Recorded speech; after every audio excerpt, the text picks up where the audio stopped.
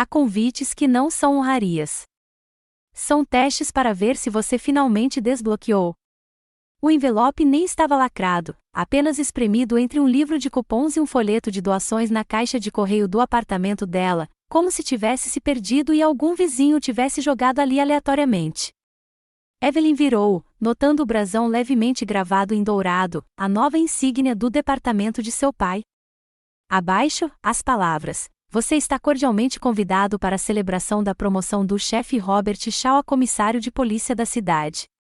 Seu nome nem sequer estava centralizado, impresso como uma reflexão tardia em uma fonte de tamanho médio ao lado do de Derek, como uma anotação marginal que alguém esqueceu de apagar.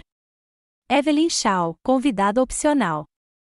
Os parênteses não eram reais, mas pareciam reais o suficiente. De volta para dentro, ela colocou o envelope no balcão da cozinha com cuidado cirúrgico. O apartamento ao seu redor era silencioso, estéril, tudo em seu lugar. Sem bagunça, sem decoração. O tipo de ambiente onde o barulho tinha que conquistar seu direito de existir. Seus dedos se flexionaram brevemente, um hábito dos treinos. Uma pausa para respirar e avaliar, analisar, descartar. Ela não tinha notícias do pai havia mais de um ano. A última vez que trocaram mais do que um grunhido fora na festa de noivado do irmão, uma noite em que ela saiu mais cedo após ser confundida com um guarda-costas pelo manobrista. E agora isso. Ela foi para a sala de estar, onde a luz pálida e implacável entrava pelas persianas. Suas botas batiam suavemente no chão enquanto ela caminhava até sua prateleira, um pequeno suporte de metal onde memorabilia militar estava guardada sem sentimentalismo. 2 placas de condecoração, uma moeda da OTAN, uma insígnia de prata desgastada. Seu olhar se desviou para a gaveta de baixo. Ela não a abriu. Ainda não. Em vez disso, sua mente a levou para um lugar mais frio, muito mais frio. Uma tempestade de inverno. Uma menina de 10 anos, encolhida no canto de um galpão de madeira atrás da antiga casa, com os braços firmemente em volta dos joelhos. Seus dentes batiam uns nos outros como um brinquedo de corda. Ela se lembrava da sensação do saco de estopa que servia de cobertor, do metal frio das ferramentas de jardinagem ao seu redor e do leve rangido de passos na neve lá fora, passos que sempre paravam bem na frente da porta. Fora um erro, um acidente infantil. Derek caíra enquanto corriam de bicicleta e quebrar o braço. Mas, na gritaria que se seguiu, a culpa a atingira, e o castigo durará 3 noites. Sem comida, sem calor, apenas o silêncio e a sombra do pai no quintal. Anos depois, ela se formou como a melhor da turma na academia militar. Ele não compareceu. Sem explicação, apenas um assento vazio na primeira fila e uma foto dela saudando um fantasma. Agora ela segurava o convite novamente. As palavras saíram brevemente turvas, não pelas lágrimas, que já haviam se apagado anos antes, mas pelo clique agudo de sua mente voltando à formação. "Comissário de polícia da cidade", murmurou ela baixinho. Claro. Ela foi até o armário e tirou uma sacola de roupas. Dentro, seu uniforme de gala, passado, sem uso desde o outono passado. Colocou-o na cama, alisando a frente com a palma da mão. Depois, fechou o zíper e guardou-o de volta no armário. Não precisaria dele. Não para aquilo. Em vez disso, abriu uma gaveta lateral e escolheu um terno preto simples, elegante, preciso, anônimo. O tipo usado por conselheiros, assistentes, fantasmas. Ela iria, sim, mas não para comemorar. Ficaria onde pudessem vê-la, mas não onde pudessem tocá-la. Enquanto se trocava, pensou no que aquela festa realmente significava. Não para o pai, mas para todos os outros. O prefeito estaria lá, a imprensa local, os chefes do departamento e, claro, seu irmão Derek, provavelmente embriagado de bajulação e uísque. Eles não a esperariam. Provavelmente nem imaginaram que ela viria. Afinal, o que ela teria para mostrar? A filha que se perdeu, que nunca se estabeleceu, que escolheu o exército em vez da família. Eles não sabiam. Ela foi até o armário de metal aparafusado no canto do quarto, um resquício de outra vida. Um mostrador à esquerda, 2 à direita. Ela abriu o cofre. Dentro dele, havia uma pequena caixa preta fosca com a etiqueta Operação Sigma, Shaw 5. Ela a encarou. Seu nome não estava entre parênteses ali. Estava gravado, centralizado, inapagável. Com um dedo, ela bateu na borda apenas uma vez. Então fechou a porta. Se eles precisam de um nome para rir, disse ela suavemente, estão prestes a reaprender a pronunciá-lo. Por 2 décadas, fiquei de boca fechada. Deixei que acreditassem que eu não era nada, porque dizer a verdade poderia levar à morte. O zumbido das hélices do helicóptero cortava o ar frio da noite como uma contagem regressiva lenta e deliberada. Evelyn permaneceu imóvel, presa com precisão praticada, os olhos perscrutando o horizonte escuro além das portas abertas da cabine. A vibração rítmica do voo era quase meditativa, familiar, aterradora. À sua frente, estava o tenente-coronel Marcos Reio, com a postura rígida, mas o olhar alerta. Ele esperava para falar desde a decolagem, mas ela não lhe dera o sinal. Ainda não. Não até que sua mente se desligasse completamente do mundo civil, a festa, os insultos, a máscara sufocante da política familiar. Agora, ela sentiu uma vez um breve comando. Precisamos de você, disse Reio sem preâmbulos. Houve uma violação. Ela não respondeu de imediato. Enfiando a mão no bolso do casaco, Evelyn tirou uma pequena maleta de veludo. Com um clique, ela se abriu para revelar a insígnia, Coronel Pássaro completo. Sem alarde, sem cerimônia, apenas um brilho prateado e seriedade. Ela o prendeu silenciosamente sobre o coração, deixando-se acomodar como uma armadura. Achei que você estivesse fora da rede até janeiro, acrescentou Reio, em voz baixa para competir com o ronco do motor. Estava, disse ela. Ainda estou, pelo que eles sabem. Ele lhe entregou um arquivo, fino, sem marcas, discreto. Ela o abriu e examinou as páginas, os olhos percorrendo rapidamente as linhas de código embaralhado e um registro de transmissão com registro de data e hora. Comunicações criptografadas, murmurou. Protocolo de nível 6. Por que diabos isso passaria por uma retransmissão civil? É por isso que você está aqui, disse Reio. Alguém acessou um canal restrito usando a sua assinatura. Seu maxilar se apertou. Ela olhou para a noite por um instante. As luzes da cidade, um borrão distante abaixo delas. Era irônico. Por 20 anos, ela deixou aquela cidade, aquela família, acreditarem que ela era apenas uma vagabunda, uma filha decepcionante que não conseguia manter um emprego ou aparecer para as férias. Eles nunca souberam do carregamento de armas interceptado em Berlim, ou da captura de diplomatas em Jacarta, ou das semanas que ela passou na clandestinidade em Ankara decodificando mensagens que poderiam ter desencadeado uma guerra, porque eles não tinham permissão para saber, porque o segredo havia sido seu escudo e sua prisão. Evelyn se lembrava de sua primeira missão como se fosse ontem.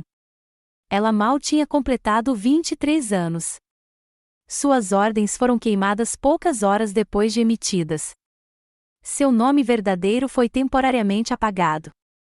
Por 3 anos, ela não passou de um número, e 5, inserido em operações de contra-inteligência sobre as quais nenhum civil jamais lera. E durante esses mesmos anos, Derek frequentou a faculdade de administração. Seus pais compareceram a todas as portas abertas, a todos os jantares de premiação. Mandaram fotos. Ela respondeu em silêncio. Nem sequer lhes contou quando foi promovida a major, nem quando chegou a tenente-coronel. A única vez que seu nome fora lido em voz alta fora a portas fechadas, em salas cheias de pessoas que não usavam uniforme para obter respeito. Quando ela foi promovida a coronel, Derek estava discursando sobre tendências de mercado em sua formatura. O pai deles chorou ao subir ao palco. Evelyn estava do outro lado do mundo, sozinha, decifrando uma mensagem que salvou 2 agentes de serem comprometidos. Ela dobrou o arquivo e o devolveu a Reio. O que mais? Fizemos um rastreamento. Alguém usou suas credenciais de acesso. Não apenas a identidade, mas a sequência de acesso completa. Isso significa que clonaram seu crachá ou tinham o original. Ninguém tem meu distintivo, disse ela. Exatamente, respondeu Hale. Então a violação veio de dentro, ou de alguém muito, muito próximo de você. O helicóptero pousou em uma plataforma de pouso segura sem aviso prévio, e as portas se abriram, revelando o brilho fraco da iluminação subterrânea. Evelyn saiu primeiro, os olhos se adaptando instantaneamente ao forte contraste entre a noite lá fora e o sigilo interno. A instalação estava soterrada por camadas de concreto e burocracia.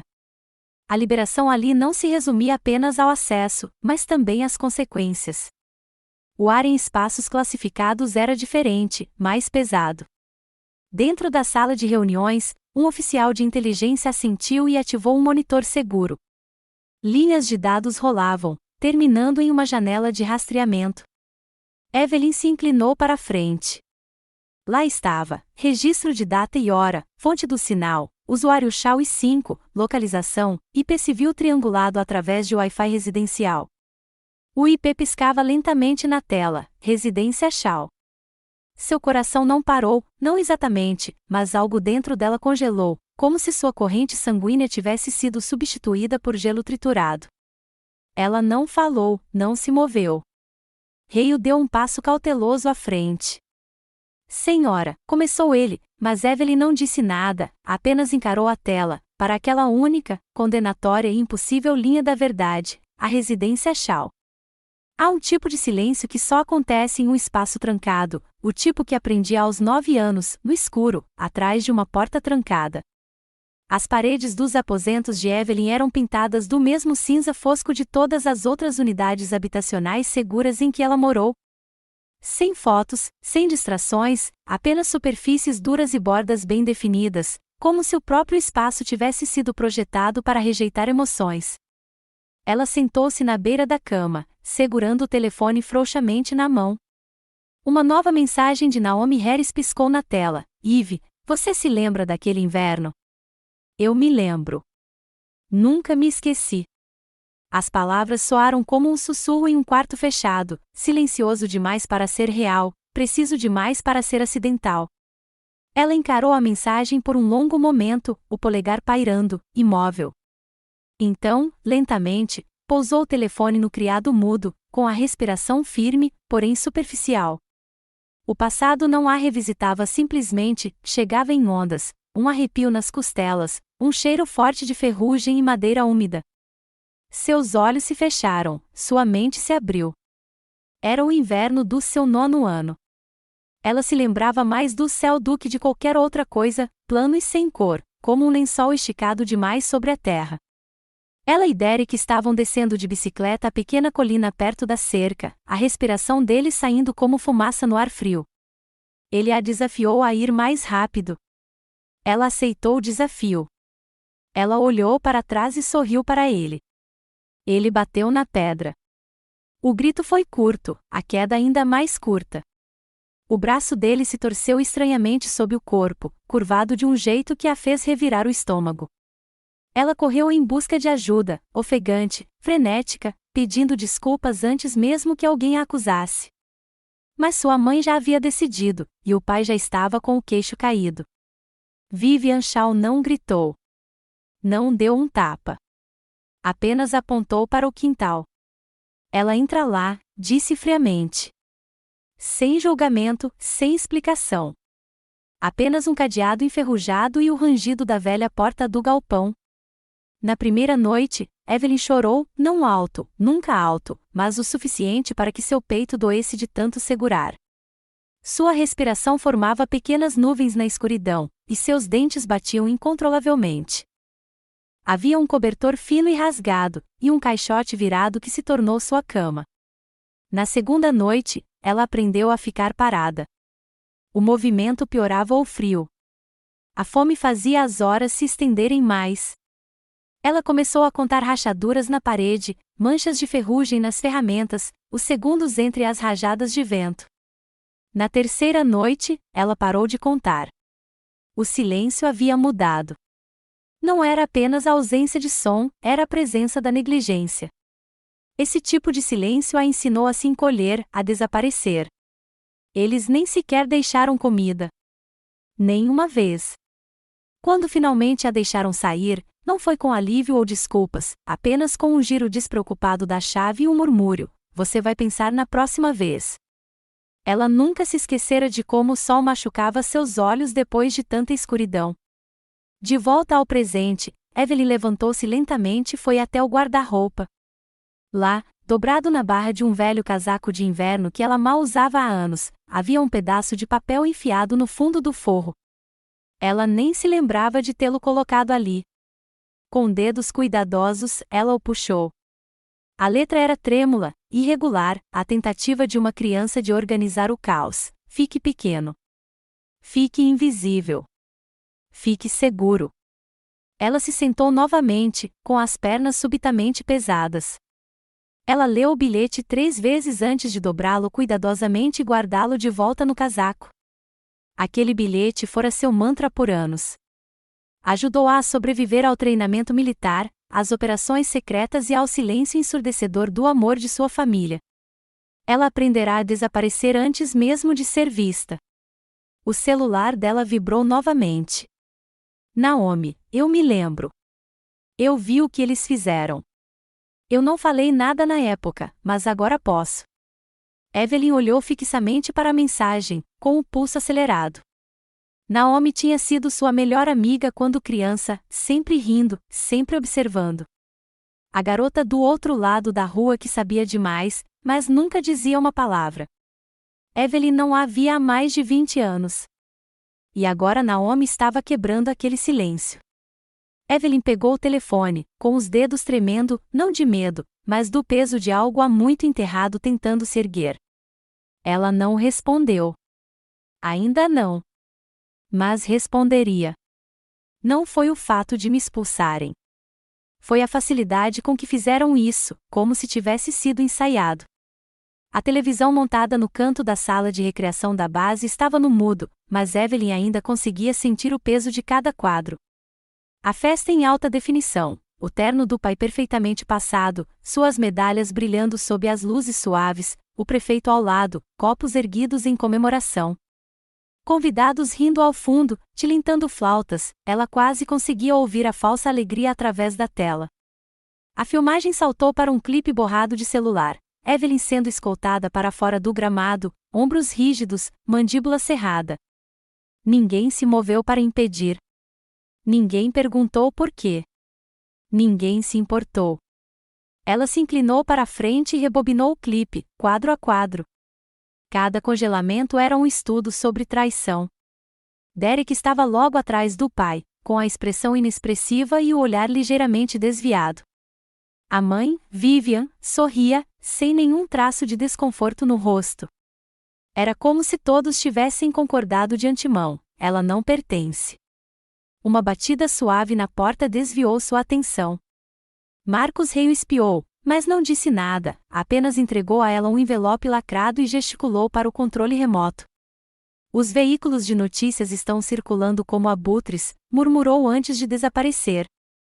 Evelyn aumentou o volume. A voz de um repórter interrompeu bruscamente: hoje mais cedo, na cerimônia de promoção do chefe de polícia Robert Shaw, houve um pequeno incidente envolvendo um convidado.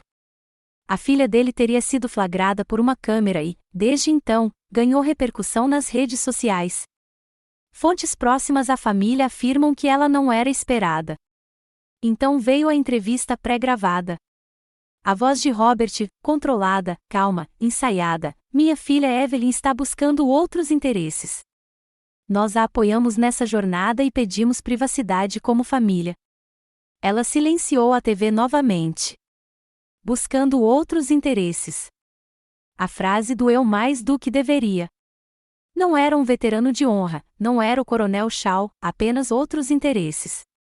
Ela riu baixinho, sem humor e fria. O telefone tocou. Derek. Ela deixou tocar uma vez, 2 vezes, e então atendeu. Eve, ele começou, com a voz entrecortada. Você não precisava aparecer. Você sabe como o papai é. Não era o lugar. Não era o lugar, ela repetiu baixinho. Ele anunciou a promoção como se estivesse subindo ao Olimpo. Mencionou todos pelo nome, menos eu. Você não deveria estar lá, disse ele. Olha, a imprensa está dando o que falar. Se você ficar quieta um pouco, isso vai passar. Ela deixou o silêncio se prolongar. Você está me pedindo para desaparecer de novo, disse ela, com a voz monótona. Estou pedindo para você não piorar as coisas para nenhum de nós. Ele desligou antes que ela pudesse responder. Evelyn jogou o telefone na mesa e se levantou. O envelope que Marcos havia entregado permanecia fechado. Ela deslizou um abridor de cartas por baixo do lacre e tirou uma foto impressa, o momento em que se virou para o pai, flagrado de perfil, com a manchete abaixo: filha afastada invade cerimônia. Ela bufou. Um zumbido no celular a fez olhar para baixo. Naomi, tenho algo que pode mudar essa narrativa. Evelyn não respondeu. Ainda não. Mas um segundo depois, um arquivo de vídeo chegou, com apenas 13 segundos de duração. Ela hesitou, depois ligou o aparelho. A câmera tremia, talvez escondida numa bolsa, mas o áudio estava nítido. A voz de Robert Shaw: ela é uma vergonha. Ela vai estragar esta noite. Mantenha-a lá fora. Evelyn piscou, rebobinou e ligou novamente. Desta vez, ela viu o próprio rosto no vídeo da festa, no momento em que lhe pediram para sair, o momento em que seu pai se virou e ela achou que estava sendo paranoica. Não estava. Ela digitou uma resposta para Naomi: onde você conseguiu isso? Naomi: velho hábito. Eu gravo quando fico nervosa. Ele não sabia que eu estava tão perto. Evelyn olhou fixamente para a tela. O clipe se repetiu mais uma vez ao fundo. Ela abriu a gaveta, tirou sua insígnia militar e a colocou cuidadosamente ao lado da foto do noticiário. 13 segundos de verdade. Então vamos estragar tudo direitinho, disse ela. Eu não esperava que eles se ajoelhassem, mas esperava que me ouvissem. Eles não fizeram nenhuma das duas coisas. O vento soprou primeiro, quente e turbilhonante, como uma tempestade iminente. Taças de champanhe se espatifaram nas pedras, toalhas de mesa se agitaram no ar, e o jazz suave que antes embalava a festa agora era um eco distante em meio ao rugido crescente. Evelyn ficou imóvel. O som das pás do rotor cortava o fim da tarde, inconfundível, ficando mais alto à medida que sombras se projetavam sobre o gramado impecavelmente aparado. Os festeiros ergueram os olhos, protegendo os olhos, e suas risadas se dissolveram em murmúrios confusos. Alguém tropeçou, derrubando uma bandeja de canapés. Uma criança se agarrou à perna da mãe, chorando. Então, ouviu-se o baque forte do trem de pouso roçando a grama. O helicóptero pousou na beira do amplo pátio aberto, impecavelmente cuidado, projetado para exibir sucesso e legado. O emblema na lateral era inconfundível para quem conhecia: Departamento de Defesa. A porta se abriu com determinação. O tenente-coronel Marcos Reis saiu, uniforme impecável, postura rígida. Ajustou o cap, com os olhos fixos em apenas uma pessoa, não no prefeito, nem no chefe de polícia, nem em nenhum dos dignitários que ainda seguravam taças de champanhe com as mãos trêmulas. Caminhou direto na direção de Evelyn. A multidão se abriu, murmurando, sussurrando, observando como se o próprio ar tivesse congelado. Reio parou a meio metro dela e fez uma saudação brusca. Coronel Shaw, disse ele, alto o suficiente para todos os convidados ouvirem. Precisamos de você. É urgente. O silêncio que se seguiu foi completo. Evelyn não piscou. Retribuiu a saudação com precisão, a mesma oficial que fora por décadas. Entendido, disse ela simplesmente. Desculpem-me pela intrusão, continuou Reio, virando-se para os espectadores. Estamos respondendo a uma violação relacionada à Operação Sigma. A perícia do Coronel Shaw é necessária imediatamente. É urgente e confidencial. Ouviu-se um burburinho na multidão. Robert Shaw permaneceu imóvel, com uma expressão indecifrável até que se olhasse mais de perto, pálido, tenso, os cantos da boca se contraindo como se não soubesse se negava ou desmaiava. Vivian deu um passo à frente, estendendo a mão como se quisesse deter Evelyn, mas sua voz ficou presa na garganta. Derek ficou atrás deles, em silêncio. Uma voz quebrou o silêncio: ela é uma coronel. Uma mulher com um vestido lilás claro virou-se para o marido. Ela é que Evelyn Shaw. Outra voz: o que diabos nós fizemos? Evelyn se virou ligeiramente, os olhos percorrendo a multidão, não com raiva, nem com vingança, mas com algo mais profundo, mais calmo. Seu silêncio desta vez não era um ato de medo, mas de poder. Ela encontrou o olhar do pai por um longo momento. Nenhuma palavra foi trocada entre eles. Não havia mais nenhuma que valesse a pena ser dita. Ela se virou e seguiu Marcos. As hélices do helicóptero já giravam mais rápido. Evelyn subiu sem olhar para trás. De seu assento, ela viu a imagem do pai encolhendo ao longe, congelado em seu próprio gramado, cercado por um poder que ele não conseguia mais controlar. A aeronave decolou, levantando outra rajada de vento que fez a peruca do prefeito se mexer desajeitadamente. Evelyn não sorriu, mas seus lábios se abriram levemente, como se finalmente conseguisse respirar. Seu celular vibrou. Naomi, uma nova publicação havia sido publicada. Uma captura de tela do helicóptero pousando, abaixo dela, o clipe de 13 segundos das palavras de Robert. A legenda dizia: o coronel esquecido. Evelyn olhou pela janela, o horizonte se estendendo à frente. Era hora de parar de desaparecer. A brecha não estava apenas no sistema. Estava no meu nome. O monitor brilhou em um azul frio, banhando meu rosto com um código trêmulo. Cada tecla pressionada trazia a resposta mais perto, mas também fazia meu peito apertar. Alguém havia se infiltrado na Operação Sigma usando credenciais vinculadas diretamente a mim, minha impressão digital, minha assinatura de autorização, meu histórico. Não era apenas uma invasão, era uma acusação. O Centro de Operações Cibernéticas zumbia silenciosamente atrás de mim, técnicos murmurando sobre atualizações de patches e nós criptografados, mas eu estava em um canto à prova de som, com os olhos fixos em um endereço IP específico. Meu estômago se revirou quando os metadados o confirmaram. A origem remontava à casa do meu pai, a mesma rede onde eu assistia a desenhos animados nas manhãs de domingo, muito antes de tudo esfriar.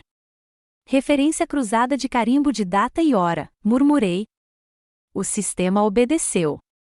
A violação exata ocorreu às 3h42 da manhã da noite da festa de promoção.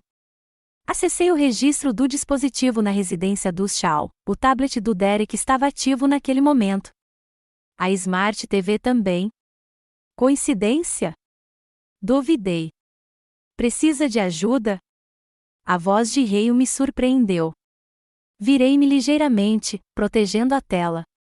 Só revisando os caminhos da brecha. Ele não insistiu. Sabia que eu não gostava de pessoas rondando enquanto eu estava trabalhando, principalmente quando se tratava do meu passado. Mesmo assim, ele se demorou um segundo a mais. Você deveria saber que a Cybercom iniciou uma auditoria interna. Sua atividade de liberação foi sinalizada esta manhã. Eu me enrijeci. Sinalizada por quem? Denúncia anônima. O QG quer revisar todos os pacotes vinculados à sua identidade. Então, tudo tinha começado. Não era mais apenas uma sombra no meu registro, eles estavam tentando destruí-lo. Agi rapidamente, solicitando registros de nível 5 e imagens de vigilância interna da base das últimas 72 horas. Eu precisava ter cuidado para não dar a impressão de que estava construindo uma defesa. Se alguém suspeitasse que eu estava me investigando preventivamente, seria privado de todo acesso a campo. Mas se eu não encontrasse a raiz disso, eles controlariam a narrativa. Voltei para meus aposentos, meu santuário de metal e silêncio. As paredes estavam forradas com pastas criptografadas, etiquetas de dados, impressões redigidas. Cada missão em que toquei durante 20 anos deixou um rastro, e eu havia documentado tudo. A iluminação fraca projetava sombras compridas enquanto eu vasculhava a trilha da brecha. Algo não batia. Não se tratava de uma incursão isolada. Quem fez isso sabia o suficiente para imitar minha assinatura de autorização, mas não o suficiente para evitar os gatilhos de auditoria que eu havia configurado anos atrás, uma medida de segurança exatamente para esse tipo de enquadramento. Meu celular vibrou. Naomi, você está mais metida do que pensa, disse ela antes que eu pudesse falar. Dei uma olhada em alguns feeds antigos. Evelyn, isso não foi só desleixo. É pessoal. Alguém quer acabar com a sua carreira. Derek, murmurei. Não acho que seja só ele, respondeu ela. Isso tem camadas. Você precisa tomar cuidado. Agradeci e cliquei novamente nos registros de auditoria, procurando por qualquer coisa que não pertencesse. Os registros de data e hora, os IDs dos dispositivos, pareciam estranhos, como se alguém tivesse sobreposto deliberadamente dados familiares à atividade de outra pessoa. Uma espécie de deepfake digital, que exigia acesso íntimo. O relógio marcava mais de 2 da manhã. Eu não tinha comido nada. Minhas costas doíam, mas continuei cavando. De repente, um pequeno alerta piscou em vermelho no canto da tela. Nova mensagem. Remetente anônimo. Criptografada. Acesso único. Hesitei. Cliquei. Uma frase apareceu, em fonte branca sobre fundo preto: vá embora, ou sua ficha de serviço vai queimar com você. Ameaças não me abalam. O silêncio, sim. Porque ameaças podem ser rastreadas, arquivadas, neutralizadas. Mas o silêncio real, deliberado, não deixa nada para trás além do instinto. E naquele momento, meus instintos gritavam. Caminhei pelos corredores dos fundos da base sob a iluminação vermelha, com as botas abafadas pelo piso de borracha. Todos os outros estavam de folga. Eu queria que fosse assim. Aquilo tinha que parecer uma verificação cruzada de rotina, não uma investigação, não uma isca. O centro de controle da CyberOps estava bloqueado. Contornei o scanner usando meu chip de autorização e não deixei nenhum registro de entrada. Se eu estivesse sendo vigiado, tinha que fingir que não estava me observando. Carreguei um arquivo fictício no servidor restrito, codificado como Operação Noite Fantasma. Era plausível o suficiente para chamar a atenção, mas falso o suficiente para não causar danos. O arquivo incluía detalhes de missão inventados, carimbos de data mora forjados e um item deliberadamente enganoso, uma ordem de transferência falsa que me nomeava como líder de uma operação de vigilância estrangeira que nunca existiu. Então, esperei. Não precisei esperar muito. Horas depois, Naomi me chamou na linha segura, com a voz tensa de incredulidade. Seu nome acabou de aparecer em um fórum da Darknet para dossiês do mercado negro. Um usuário enviou um arquivo marcado como Ghost Knight, liberação de chumbo dos Estados Unidos, Evelyn. Foi carregado há 20 minutos. Isso é impossível. A única cópia está no nosso servidor de classificados, eu disse. É isso que estou lhe dizendo. Vazou. Meu pulso disparou. A armadilha funcionou. Alguém lá dentro estava me observando e não conseguiu resistir à isca. Você consegue rastrear o upload? Perguntei. Estou trabalhando nisso agora, respondeu Naomi. Sua tela ficou borrada enquanto ela filtrava camadas de IP. A rota inicial pingou de uma VPN na Alemanha, mas espere. Estou vendo algo estranho nos metadados. Ela fez uma pausa. Evelyn, há um link para uma conta de nuvem criptografada vinculada a um ID antigo do iCloud. Pertence ao Derek. Derek, senti algo mudar no meu peito. Ele estava no meu arquivo, na minha carreira, no meu mundo. Ele não tem autorização para saber o que isso significa, murmurei. Não precisa, respondeu Naomi, abrindo sobreposições na tela. E piora. O arquivo vazado inclui um rastro de dados que se conecta novamente ao roteador da sua família. Mas as credenciais usadas para buscar o arquivo não eram do Derek. São de um número de identificação. De quem? Sussurrei. Ela me enviou. Não precisei verificar. Reconheci o padrão, Robert Shaw, meu pai. Olhei para os números. Eu havia memorizado aquele distintivo quando criança, desenhando-o em seu antigo uniforme nas raras vezes em que ele me deixava chegar perto. E agora estava embutido em um depósito de despejo roubado como origem de acesso. Não se tratava de dano colateral. Era a orquestração, os arquivos, a violação, a difamação de reputação. Não era só Derek sendo oportunista. Era Robert. O homem que negou publicamente a minha existência era o mesmo que explorava a minha identidade militar para sustentar a criança que ele preferia. Ele não apenas me ignorou, como também me destruiu por dentro e tentou construir Derek a partir do meu nome vazio.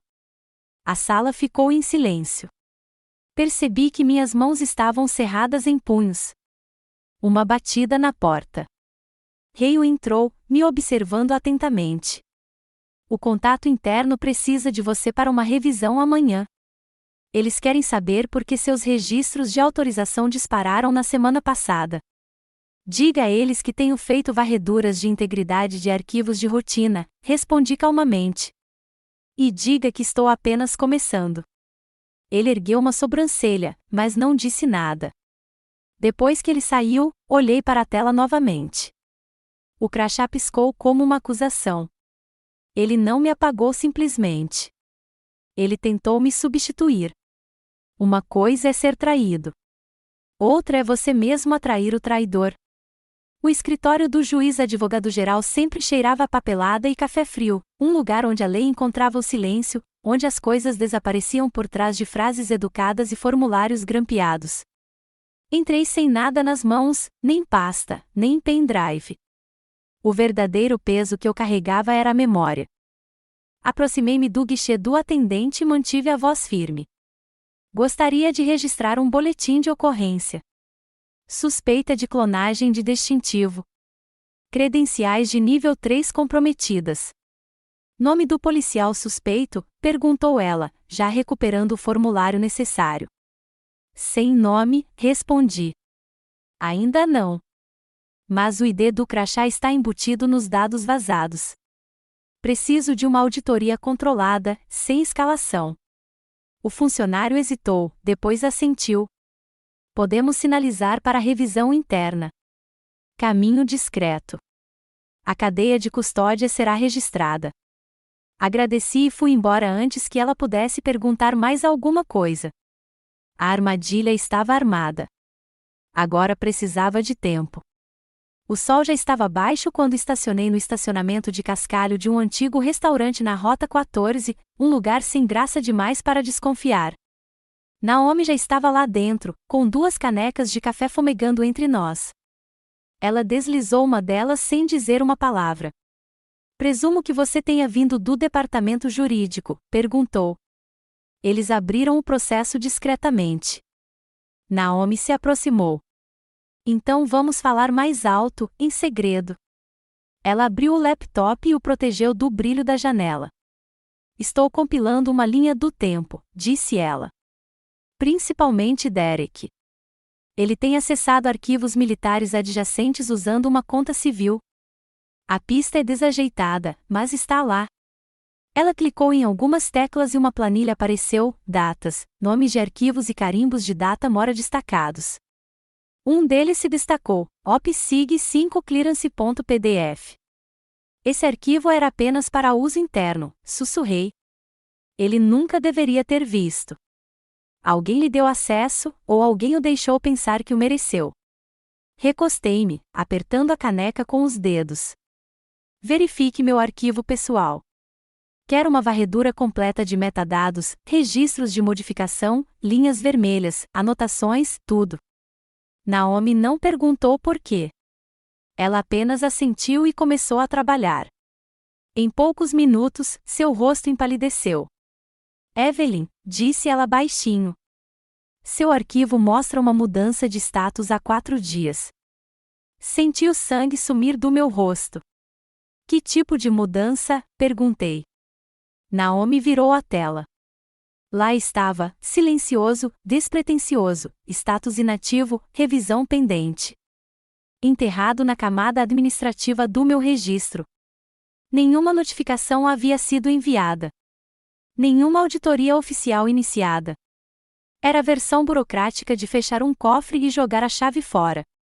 Quem aprovou? Perguntei. Naomi puxou o registro de acesso, com registro de data e hora, de um console administrativo. Ela disse: autorização de crachá incorporada. Ela não disse. Não precisava. Eu já tinha memorizado aquele número de crachá quando ainda acreditava que o homem por trás dele representava alguma coisa. Robert, sussurrei. Ele está me excluindo do meu próprio nome. Naomi se inclinou para a frente. Se a gente for a público. Ainda não, eu disse. Quero que eles pensem que venceram. Aí eu quero que eles percam o chão. O celular dela vibrou. Ela olhou para a tela e me passou. É ele, disse ela. Ele sabe. Uma mensagem me encarou. Sem cumprimento, sem pretensão, pare agora ou você perderá mais do que uma carreira. Ele achou que eu iria embora de novo, que ficaria trancada em silêncio. Não dessa vez.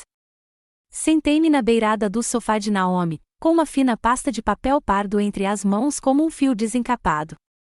Cada página ali contida já fora classificada nos níveis mais altos, operações que não existiam, missões sem país ou bandeira. Anos da minha vida destilados em sombras e silêncio. E agora eu estava prestes a trazer tudo à luz. Tem certeza? Perguntou Naomi, com os dedos sobre o teclado. Não tenho mais certeza, respondi. Só corrija qualquer coisa que coloque o pessoal em perigo. Deixe o suficiente para que eles entendam quem eu sou.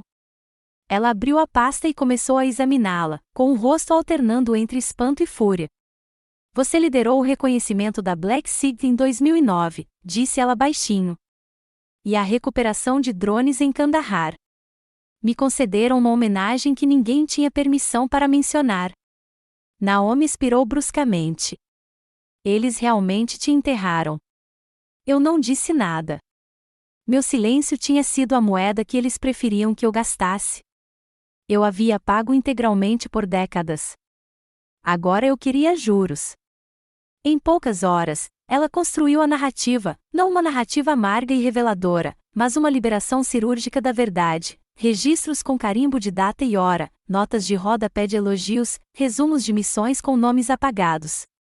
Ela a intitulou O Coronel nas Sombras entrará no ar em 60 segundos, disse Naomi, apertando o botão. O poste detonou. Em menos de uma hora, fóruns militares se animaram. Analistas de defesa começaram a dissecar os codinomes das operações. Veteranos comentaram com apoio cauteloso. Então, civis souberam, e assim que a grande imprensa noticiou, a notícia explodiu. Por que esse oficial foi apagado? Coronel Shaw, o herói silencioso de uma guerra esquecida. O irmão comemorou, a irmã silenciou. A vergonha oculta dos militares. Pela manhã, Derek foi convocado para uma revisão ética preliminar. A corregedoria havia sinalizado discrepâncias em sua documentação de autorização de segurança. Seu currículo impecável subitamente ganhou sombras. Acompanhei tudo de um lugar seguro, um estúdio alugado pelo governo nos arredores de Langley, onde ninguém conseguia rastrear meu login ou localização. Hale fez um breve contato, entregando um celular descartável e algumas rações. Vocês estão destruindo pontes, disse ele. E construindo algo melhor sobre as cinzas, espero, respondi. Não estou fazendo isso para ser ouvido. Estou fazendo isso para que eles não possam mais mentir. Naomi ligou. Você devia ouvir isso. Ela tocou uma mensagem de voz deixada em sua linha criptografada. A voz de Robert: eu sei o que você está fazendo. Vou processá-la.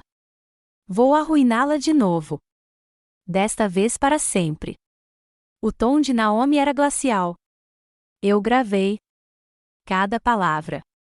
O artigo foi atualizado 10 minutos depois. Um clipe de 24 segundos foi inserido abaixo do parágrafo final. Nele, Robert Shaw dizia com desdém comedido: ela sempre atrapalhava, mesmo quando criança. O clipe viralizou mais rápido do que o próprio artigo. Os comentários inundaram: este homem não tem alma. Quero vê-la uniformizada, orgulhosa, não escondida no escuro. Nós falhamos com ela. A maré tinha virado. Mas eu sabia muito bem que as marés recuam com a mesma rapidez. O telefone descartável vibrou no bolso do meu casaco. Número desconhecido. Atendi. Precisamos conversar agora. Toda mentira tem um arquivo. Toda verdade também. A diferença é que uma é apagada, a outra espera. A divisão de registros do Pentágono estava mais fria do que eu me lembrava. Uma luz estéril refletia no piso de mármore e nos painéis de vidro, zumbindo com a burocracia silenciosa da memória. A verdade não morria ali. Não exatamente. Estava apenas encaixotada, indexada e enterrada. Fiquei em pé diante do balcão do arquivo, com o distintivo preso ao colarinho e a voz firme. Solicito recuperação, eu disse. Operação Fenrir, notas de revisão de pessoal. Arquivada em 2015, nível de segurança Bravo 7. O oficial do arquivo não perguntou por quê. Ele digitou o código, examinou minha retina e desapareceu atrás de uma porta trancada. Esperei. 10 anos antes, eu havia comparecido a um tribunal secreto em Cabul. Expus um informante infiltrado em nossa unidade da OTAN e arrisquei meu próprio disfarce para salvar 6 homens de uma armadilha. O tribunal discretamente elogiou minhas ações, mas selou a audiência, alegando que isso comprometeria as relações diplomáticas. Esse silêncio me custou mais do que qualquer um poderia imaginar. A porta se abriu. O policial retornou com um envelope lacrado marcado em vermelho, confidencial, uso interno apenas. Assinei, recebi e fui embora antes que alguém pudesse memorizar meu rosto. De volta ao meu abrigo temporário, abri o envelope. Tudo ainda estava lá: a recomendação, a transcrição gravada, os depoimentos assinados por todos os superiores que estiveram naquela sala, parágrafos descrevendo minha liderança, contenção e resiliência psicológica. Nada disso havia sido registrado em meu registro oficial de pessoal. Virei para a última página e meus dedos se apertaram. Solicitação protocolada, remoção da distinção de pessoal. Requerente, Robert Shaw, consultor externo, painel de estratégia conjunta. Motivo, preocupações com o julgamento emocional do sujeito sob estresse prolongado. Fiquei sentado, imóvel, com a náusea se instalando. Ele não tinha apenas me apagado. Ele tinha me caluniado até a invisibilidade, usado canais oficiais para me encaixotar como mais um arquivo perdido. Meu telefone vibrou. Naomi, encontrei o e-mail, disse ela, com a voz tensa. Ele chamou de congelamento preventivo. Disse que você tinha um trauma não resolvido. Nenhuma evidência, apenas retórica. Fechei a pasta lentamente. Eles acreditaram, perguntei. O suficiente para te enterrar sob uma dúzia de formas de silêncio. Não respondi. Não consegui. Meu passado agora era um peso de papel de prova, carimbado, assinado e arquivado na lista de esquecidos. Eu não era invisível porque havia falhado. Eu era invisível porque eles precisavam que eu fosse. Uma hora depois, Reio chegou com uma foto impressa da vigilância da base. Ele a deixou cair sobre a mesa sem dizer uma palavra. Derek, conectado a um terminal restrito, com o carimbo de data e hora do dia anterior à invasão. Fiquei olhando para a imagem, seu rosto iluminado pela tela, sua mão pairando sobre o mouse como se não soubesse distinguir o certo do errado. Ou talvez soubesse e simplesmente não se importasse. As paredes atrás das quais eu vivi por anos estavam desmoronando. Todas elas. Então, a voz de Naomi rompeu o silêncio novamente, desta vez pelo viva voz. Você está pronta para tornar isso público?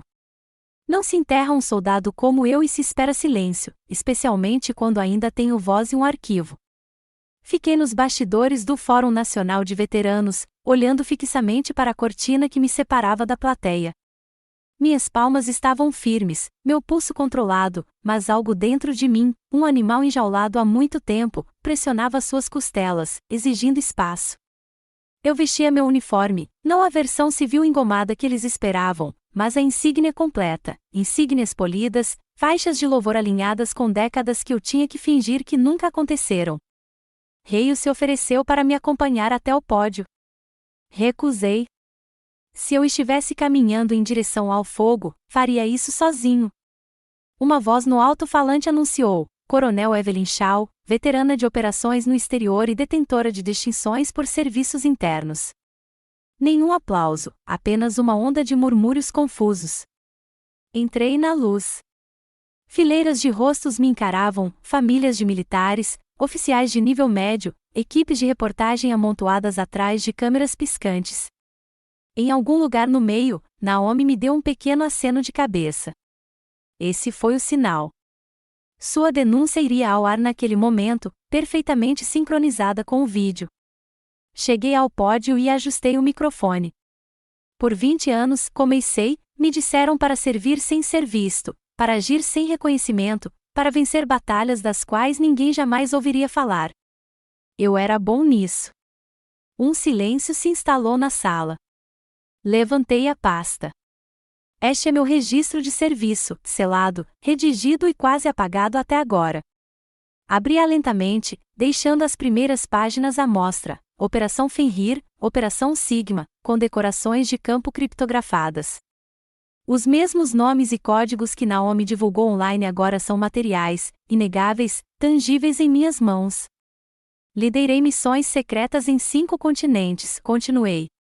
Minha carreira foi apagada dos registros públicos, não por segurança, mas por conveniência, porque me reconhecer complicaria as histórias que outros queriam contar. Suspiros ecoaram pelas primeiras filas. Uma mulher perto da bancada da imprensa começou a chorar baixinho. Examinei a plateia até encontrar os militares sentados na fileira reservada. Expressões vazias, exceto por um general de Kandahar que eu me lembrava. Ele se inclinou para a frente, cotovelos nos joelhos, mandíbula cerrada. Não sou mais invisível, eu disse. E não vou ficar quieta para que os outros fiquem confortáveis. Fechei a pasta, dei um passo para trás, afastando-me do microfone, e esperei. O general se levantou. Coronel Shaw, disse ele, com a voz grave e carregada. Servi com o senhor. Li aqueles relatórios, e é uma vergonha o que fizeram com o seu histórico. Ele caminhou até o palco, cada passo ecoando no silêncio. Ele enfiou a mão no casaco e tirou uma caixa de veludo. Isto, disse ele, foi enviado ao meu escritório com instruções para adiar a apresentação por tempo indeterminado. Abriu a caixa. Dentro dela, havia uma medalha de prata. Pela autoridade que me foi conferida, disse o general, colocando a medalha em minhas mãos, restituo sua condecoração, com efeito imediato. Um flash de câmera disparou. Depois outro, e então uma cascata. A denúncia de Naomi já estava virando tendência. Eu sabia disso sem nem verificar. O peso da medalha na minha mão parecia mais pesado do que eu esperava, não pelo que representava, mas pelo que custava conquistá-la em silêncio. Então, uma voz irrompeu da multidão, ríspida e direta: por que sua própria família tentou te apagar? A verdade não apenas brilha, ela queima. Eles me microfonaram com dedos frios e sorrisos mais tensos.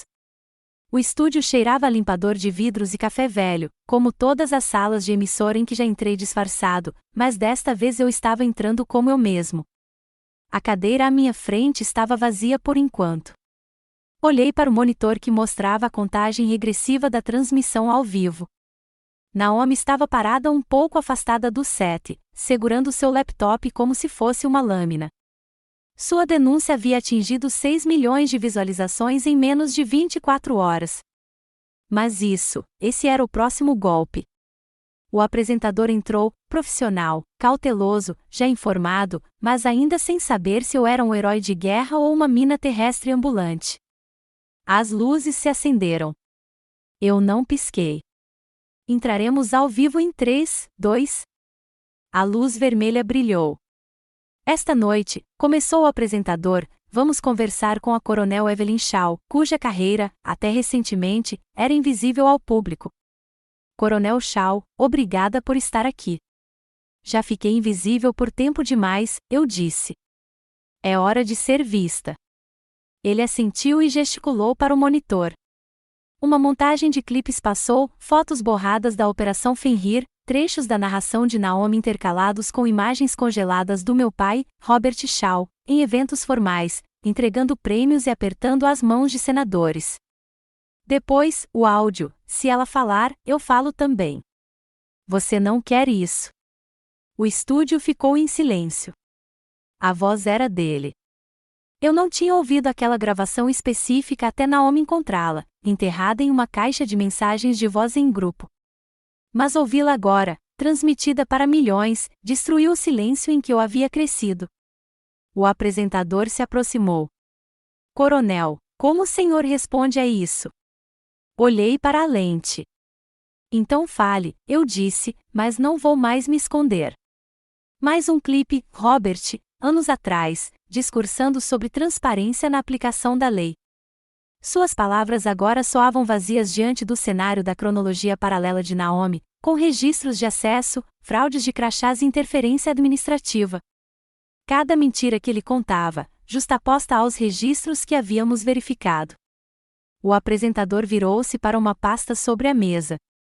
Nossos produtores receberam documentação esta manhã de uma fonte jurídica do Departamento de Defesa. Ela afirma que seu registro de serviço foi, abre aspas, suspenso por recomendação de um consultor não militar. Ele olhou para mim. Esse consultor era seu pai? Sim, respondi, com a voz firme. Ele usou sua autorização e influência para adulterar registros confidenciais. Não fez isso para proteger o país. Fez isso para proteger sua versão da família. Não havia mais como negar o subtexto. O chefe de polícia, o pai, o suposto pilar, havia me silenciado com as mesmas mãos que usava para polir sua imagem. Fora da câmera, o celular de Naomi vibrou. Ela olhou para baixo e seu rosto congelou. Eu conhecia aquele olhar. O fone de ouvido do apresentador estalou. Ele se endireitou. Estamos recebendo a notícia de que a equipe jurídica de Robert Shaw emitiu uma ordem de cessar e desistir para esta emissora. O produtor cortou para uma tela dividida, mas era tarde demais. O Twitter estava em chamas. Manchetes se formavam no meio das frases.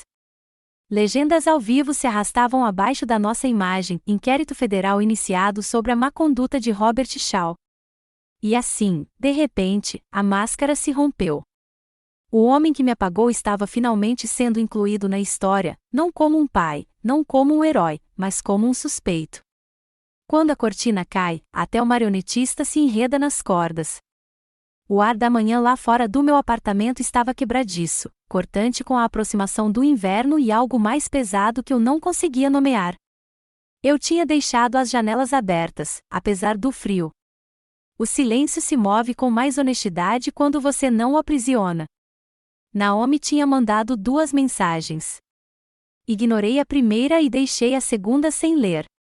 Às 9h12, alguém bateu na porta, não a batida firme e eficiente do protocolo militar, mas mais lenta e incerta. Abri a porta e encontrei minha mãe. Vivian Shaw estava como se tivesse sido esculpida em mármore, casaco passado, cabelo impecável, o leve aroma de lilás impregnando uma vida cuidadosamente organizada. Ela entrou sem pedir licença. Não conversamos até ela se sentar. Ele fez isso para nos proteger, disse ela.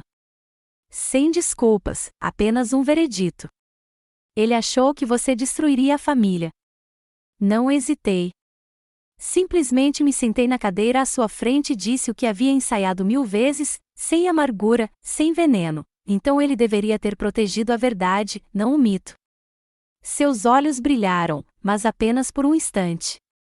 Então, ela desviou o olhar, examinando o apartamento. Seu olhar pousou em um porta-retratos, eu e minha equipe em camuflagem de deserto, braços cruzados sobre os ombros, sujeira nos dentes e orgulho em nossos sorrisos. Ela não disse mais nada. Levantou-se, apertou o casaco com mais força e saiu. A porta bateu suavemente atrás dela. Naquela mesma tarde, Derek foi suspenso administrativamente. O departamento divulgou um comunicado sobre as revisões éticas pendentes, mas não mencionou os protestos anônimos que se formavam em frente à residência dos Shaw. Os cartazes eram simples, a verdade importa. Ela merecia algo melhor. Justiça não tem sobrenome. A prefeitura cancelou a coletiva de imprensa que haviam planejado para a aposentadoria formal de Robert. Sem despedida, sem discurso, apenas silêncio, o mesmo silêncio que me disseram para manter por décadas, agora ecoando de volta para eles. Naomi veio com uma comida para a viagem que eu não toquei. Você está bem? Perguntou ela, me entregando um par de AX. Olhei para eles, depois para ela. Não, mas ficarei. Ela assentiu, mas a preocupação permeava seu sorriso. Ao cair da noite, um investigador federal chegou ao escritório de Robert. Eu assisti através de um fluxo de notícias, homens grisalhos em casacos escuros carregando caixas etiquetadas. Evidência. O deles fez uma pausa diante das câmeras e disse: isso é mais do que apenas credenciais usadas indevidamente. É uma questão de confiança institucional. Não comemorei. Não me senti vitoriosa. Me senti vazia. Mais tarde, Naomi adormeceu no meu sofá. Observei seu peito subir e descer, firme. Na cozinha, servi chá e fiquei no escuro, ouvindo o tic-tac do aquecedor. Na manhã seguinte, havia uma carta na minha porta. Sem endereço de retorno, apenas meu nome escrito com a letra cursiva da minha mãe. Dentro, havia uma única frase, escrita em tinta azul: você pode ter vencido, mas sempre será a garota do galpão. A redenção não vem com aplausos. Ela vem em silêncio, quando ninguém está olhando. Eu estava sozinho no cemitério antes do amanhecer, com a respiração formando pequenas nuvens que desapareciam mais rápido do que deveriam. A placa de bronze dizia: aos que serviram sem louvor. Passei os dedos pela borda, deixando o frio penetrar em meus ossos. Então, enfiei a mão no casaco e tirei a pequena caixa de veludo. Dentro estava a insígnia, meu broche de coronel. Ainda brilhava, intocado pelo desgaste do ano anterior. Coloquei-o delicadamente na base da parede. Sem fala, sem fotos, só eu e os fantasmas que sabiam o custo do silêncio. Quando me virei, não olhei para trás. Mais tarde naquela manhã, entreguei um envelope à diretora de um centro de mulheres veteranas do outro lado da cidade, dentro, um cheque com valor suficiente para financiá-las por um ano.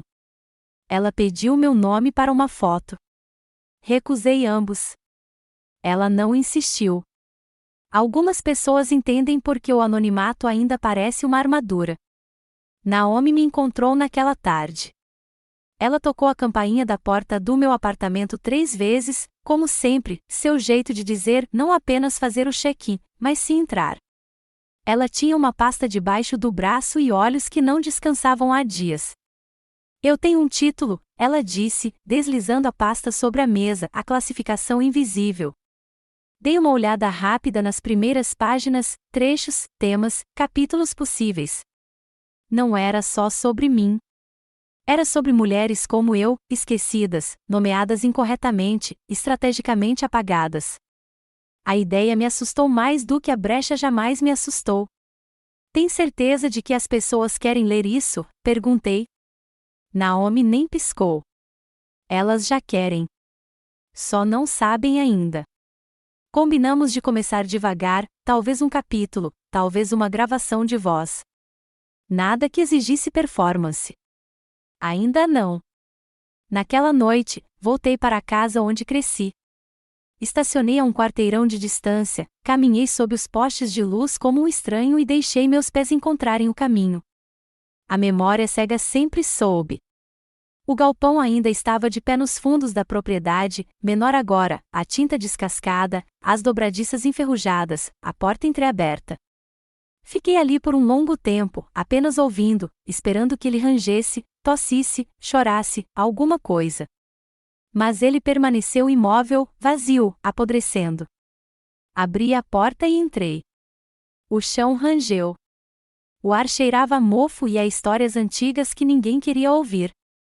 Eu não sou mais aquela garota, sussurrei. De volta ao meu apartamento, peguei o casaco velho, o que eu usava quando tinha 9 anos. Ainda tinha o remendo que minha mãe costurara, costurado sobre um rasgo como a dignidade remendada sobre feridas. Acendi um fósforo. O casaco queimou lenta e persistentemente na banheira, enrolando-se como se quisesse ficar. Mas, eventualmente, virou cinzas. Na manhã seguinte, Naomi me enviou uma mensagem: o prefeito quer te conhecer. Ele diz: o silêncio do seu pai diz tudo. Eu não queria vingança. Queria que o registro fosse corrigido. Mas o que aconteceu foi mais do que isso. A praça em frente à prefeitura havia sido reconstruída no ano anterior, tijolos recolocados, novos bancos de carvalho, faixas penduradas que balançavam suavemente ao vento. Um palco temporário ficava sob a sombra de 2 plátanos. Fileiras de cadeiras dobráveis repletas de veteranos em trajes formais, estudantes em uniformes rígidos, casais mais velhos de mãos dadas. Câmeras se alinhavam ao redor. Meu nome estava impresso em todos os programas. Esperei atrás da cortina com um uniforme azul que não usava há uma década. Cada medalha brilhava. Naomi estava ao meu lado, com o telefone erguido, não como jornalista, não desta vez, apenas como alguém que se lembrava. Um assessor se aproximou. Eles estão prontos. Saí para a luz do sol e o silêncio. A voz do prefeito ecoou no pódio, Coronel Evelyn Shaw, que serviu em silêncio, mas agora permanece na luz. Seguiram-se aplausos, não explosivos, mas sinceros. Não sorri. Ainda não. O prefeito me entregou uma caixa de veludo azul. Dentro, o medalhão de honra da cidade, o primeiro concedido a uma oficial mulher viva. A fita brilhava em dourado e azul marinho. Ele falou novamente: por serviço sem medida, por integridade sob apagamento, por lembrar a esta cidade que silêncio não é o mesmo que ausência. Subi ao pódio. O microfone zumbiu por meio segundo. Eu não fui apagada, eu disse. Eu estava encoberta, escondida, decorada em segredo. E por muito tempo, aceitei isso. Mas a justiça chegou tarde, e ainda chegou. Minha família não está aqui hoje. Isso costumava doer. Mas a ausência daqueles que enterraram a verdade abre espaço para aqueles que escolhem trazê-la à tona. Olhei para a multidão. Marcos Reio estava parado à esquerda do centro, com as costas eretas e um leve sorriso escondido sob a saudação. Naomi estava ao lado, com o celular abaixado, os olhos arregalados. As medalhas significam alguma coisa. Mas o que significa mais é que eu não precisei morrer para ser visto. Aplausos novamente, mais altos desta vez, sem reservas. Após a cerimônia, caminhei pela multidão, apertando mãos e respondendo a agradecimentos em voz baixa. Alguns repórteres fizeram perguntas, mas Naomi gentilmente as dispensou. E então senti um puxão na minha manga. Uma menina, talvez de 9 anos, com um blazer grande demais e cabelo trançado com precisão militar, olhou para mim com os olhos arregalados. Você é mesmo coronel? Perguntou. Sim, eu disse. Sério. Ela se endireitou, levou a mão à testa em uma saudação cuidadosa, depois a abaixou e sussurrou: quero ser como você. Ajoelhei-me para que ficássemos cara a cara. Sua mão tremia, quase imperceptível. Então, fique firme. Nunca se esconda. A verdade não veio em tom de trovão ou fanfarra. Chegou silenciosamente enquanto Evelyn permanecia onde antes fora apagada, agora plenamente visível. A traição que antes a silenciava tornou-se a razão pela qual ela finalmente foi ouvida. Como o acorde final de uma melodia muito esquecida, a justiça pode chegar tarde, mas ressoa poderosamente quando ouvida. Quando a injustiça é enfrentada com coragem inabalável, o veredito final pode ecoar por toda a vida. Se esta história te emocionou, não esqueça de curtir, compartilhar, se inscrever e nos contar o que achou nos comentários. Digite 1 se você se sentiu compreendido, ou 2 se algo ainda parecesse inacabado.